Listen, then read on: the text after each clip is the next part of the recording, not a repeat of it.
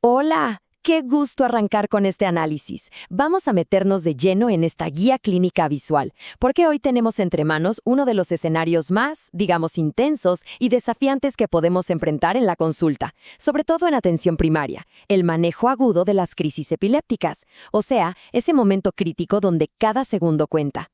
Vamos a tomar toda esa literatura médica actual, que a veces es un poco densa, y la vamos a transformar en herramientas súper prácticas y directas. La idea aquí es tener un mapa mental clarísimo, desde el instante exacto en que un paciente empieza a convulsionar hasta que lo estabilizamos y tomamos decisiones a largo plazo. ¿Listos? Empecemos. Bueno, a ver, pongamos las cartas sobre la mesa con este escenario de altísima tensión. Imaginemos que tenemos a un paciente de 45 años y de la nada sufre una convulsión tónico-clónica en plena sala de espera. El caos estalla en cuestión de segundos, literal. En medio de toda esa adrenalina, ¿cuál es exactamente nuestra máxima prioridad como personal médico? Claro, el instinto grita que nos tiremos a intervenir físicamente de inmediato, pero la ciencia nos pide un enfoque muchísimo más frío y calculado. Y de eso se trata exactamente nuestro análisis de hoy: cómo mantener la mente fría y pensar con claridad absoluta cuando el reloj no perdona, para poder salvar la función neurológica. Para desarmar este escenario paso a paso, esta será nuestra ruta de hoy. Empezamos con el caso clínico inicial. Pasamos al diagnóstico y los tipos de crisis, revisamos las señales de alerta críticas, nos metemos de lleno en el manejo de emergencia y los fármacos, y cerramos con prevención, derivación y un resumen rapidísimo.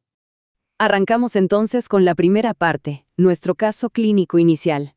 Y fíjense en esto, que va totalmente contra la intuición. Nuestra primera acción no es salir corriendo a buscar la jeringa, sino observar con lupa. Como nos marcan nuestras fuentes, la historia clínica visual de ese momento es oro puro. Hay que clavar los ojos en el reloj y registrar la hora exacta en que empezó todo, evaluar cómo está el nivel de conciencia y escanear detalladamente los movimientos motores. Empezó en un solo brazo, hubo una alteración de la conciencia desde el milisegundo 1. Todos estos datos son, literalmente, la brújula que guiará el tratamiento en los próximos minutos. Sin esta información, cualquier cosa que hagamos después es básicamente dar palos de ciego. Pasamos a la sección 2, diagnóstico y tipos de crisis. El primer gran paso aquí es saber contra qué estamos peleando. La diferencia clave es entre una crisis epiléptica común y corriente y el temidísimo estatus epiléptico. ¿Y quién dicta la sentencia aquí? El reloj. Si esa actividad convulsiva cruza la línea roja de los 5 minutos continuos, o si vemos crisis que van y vienen, pero el paciente nunca despierta del todo entre una y otra, listo, estamos en estatus epiléptico. O sea, ya no es un simple episodio. Estamos ante una emergencia neurológica inminente donde el cerebro corre el riesgo de sufrir daños irreversibles por la falla de sus mecanismos inhibitorios y toda esa excitotoxicidad. Entonces, volviendo a lo que decíamos de observar como detectives, ¿por qué era tan vital ver cómo arrancó la cosa? Pues porque las crisis tienen dos grandes familias. Por un lado, tenemos las crisis focales, que es como si hubiera un cortocircuito en una red limitada a un solo hemisferio del cerebro. Aquí el paciente puede, o no, perder el conocimiento. Pero por el otro lado, están las crisis generalizadas. Estas son como un apagón general, involucran redes en ambos hemisferios desde el segundo cero, y la pérdida de conciencia es instantánea. Poder detectar esta diferencia ahí mismo en el piso de la clínica es un verdadero cambio de juego para el diagnóstico a largo plazo, aunque claro, el manejo urgente de una convulsión generalizada siga las mismas reglas de soporte vital. Y justamente, este diagrama nos guía de manera visual en todo el proceso. Todo empieza con la pregunta del millón. ¿Es realmente una crisis epiléptica o estamos ante un simple síncope? Una vez que lo confirmamos, el camino se divide.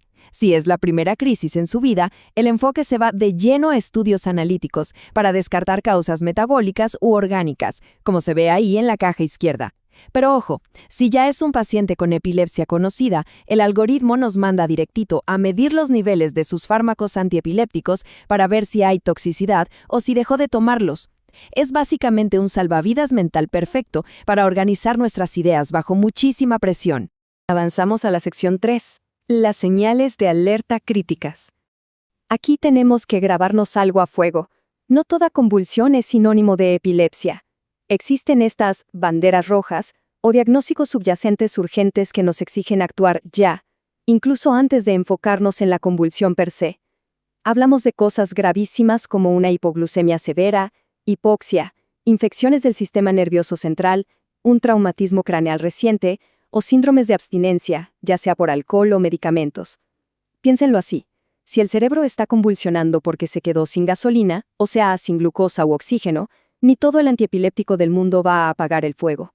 Tenemos que atacar la causa raíz al mismo tiempo. Llegamos a la sección 4, el manejo de emergencia y los fármacos. Bueno, antes de siquiera pensar en acercar una jeringa, el soporte vital básico no se negocia. Hablamos de la famosísima secuencia ABS. A de vía aérea. Ponemos al paciente de ladito para evitar que se nos broncoaspire, pero por favor sin intentar forzarle la mandíbula. B de respiración. Asegurar la oxigenación si lo necesita. C de circulación. Canalizar una vía venosa permeable rapidísimo. Y claro, monitorear esos signos vitales sin parpadear. Esto es el andamiaje absoluto. Sin esto, cualquier otro tratamiento se nos cae a pedazos. Y atención a esto, porque este número tiene que ser nuestra alarma mental permanente. 5 minutos. Si llevamos 5 minutos de reloj y la crisis no para, la intervención farmacológica ya es una orden imperativa. Como vimos antes, este es el punto de no retorno hacia el estatus epiléptico. La paciencia y la espera conservadora se terminan exactamente en este minuto, todo para evitarle al paciente un daño neuronal secundario grave. Y esto nos ilustra perfecto cómo nuestra estrategia farmacológica opera en dos frentes. Para apagar rápido el fuego de la crisis activa, nuestra primera línea de choque son las benzodiazepinas, como el lorazepam o el diazepam, preferiblemente por vía intravenosa. Pero hay un detalle. Actúan rapidísimo, pero su efecto es bastante corto. Así que simultáneamente ya tenemos que estar preparando nuestra artillería pesada, la segunda línea. Hablamos de opciones como fosfentoína, ácido valproico o levetiracetam. El trabajo de esta segunda línea no es frenar el evento inmediato, sino poner un freno de mano para que la crisis no regrese cuando se evapore el efecto de la benzodiazepina. Es un golpe doble, frenar en seco y mantener la estabilidad. Y así entramos a nuestra última parte, la sección 5. Prevención, derivación y resumen. Como médicos en atención primaria, una de nuestras decisiones más pesadas es saber exactamente cuándo pasarle la batuta a la especialidad de neurología. Y los criterios que extraemos de nuestra referencia son súper claros. Se deriva sí o sí cuando es la primera crisis epiléptica no provocada en la vida de ese paciente, para que le hagan una evaluación a fondo. También es un pase automático si el paciente entró en estatus epiléptico, si le quedan anomalías neurológicas persistentes después del susto, o bueno, simplemente si hay dudas sobre qué originó las convulsiones. Ahora, una vez pasado el vendaval, el seguimiento en la consulta es nuestro mejor escudo para evitar recaídas. Y aquí es donde nos toca educar profundamente. Tenemos que ser súper rigurosos y machacar con el tema de la adherencia total al tratamiento, porque olvidar las pastillas es la invitación número 1 para una nueva crisis. Aparte, es imperativo armar un buen plan con el paciente para esquivar esos desencadenantes. Nada de privación del sueño, mucho cuidado con el alcohol y establecer estrategias sólidas para manejar esos picos de estrés del día a día. Bueno, es muchísima información, lo sé. Así que para sintetizar todo esto y que no se nos escape nada en situaciones de alta velocidad, construyamos juntos esta lista de verificación mental rapidísima. Paso 1. Evaluamos y aseguramos el ABS. Paso 2. Clavamos los ojos en el reloj para cronometrar la crisis de inmediato. Paso 3. Descartamos volando cualquier causa crítica reversible, como una hipoglucemia. Paso 4. Entramos con benzodiazepinas si el reloj marca más de 5 minutos. Paso 5. Vamos preparando nuestros fármacos de segunda línea. Y paso 6. Decidimos si el paciente cumple los criterios para derivación neurológica. Si seguimos esto, es la coreografía exacta de una respuesta clínica impecable. Y con esto cerramos nuestro análisis. Pero les dejo esta pregunta para llevarnos a casa. ¿De qué manera esta capacidad de reaccionar tan rápido realmente transforma el pronóstico neurológico a largo plazo? Miren, el cerebro es implacable. Necesita su oxígeno y su estabilidad sin demoras. Cuando logramos cambiar el pánico por un plan estructurado, por algoritmos claritos y decisiones farmacológicas exactas basadas en el reloj, no solo estamos apagando un momento aterrador en la sala de espera, literalmente estamos garantizando que esa persona pueda caminar de regreso a su vida normal, con su reserva neurológica intacta. Ese es el verdadero poder de aplicar la ciencia bajo presión. Ha sido fascinante desglosar esta información clínica hoy.